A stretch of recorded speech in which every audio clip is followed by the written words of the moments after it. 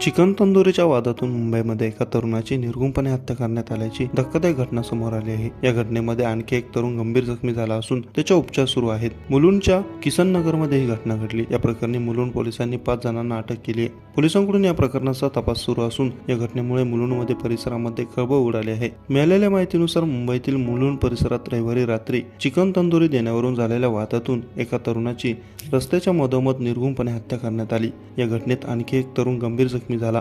या प्रकरणी मुलुंड पोलिसांनी खुनाचा गुन्हा दाखल करत 5 आरोपींना अटक केली आहे। मुलुंड पोलिसांकडून आरोपींची चौकशी सुरू आहे। पोलिसांनी दिलेल्या माहितीनुसार रविवारी दुपारी किसननगर येथे ही घटना घडली। चिकन तंदुरीसाठी पैसे देण्यावरून झालेल्या वादानंतर अक्षय नार्वेकर नावाच्या तरुणाने रोख पैसे नसल्याने गुगल पेद्वारे इम्रानला पैसे दिले। हा वाद तिथे संपल्यानंतर अक्षय आणि आकाश हे दोघे सायंकाळी 7 वाजता मुलुंड पश्चिम येथील सलीमच्या चिकन सेंटरवर आले होते। त्या ठिकाणी इम्रान आणि सलीम एकत्र उभे होते।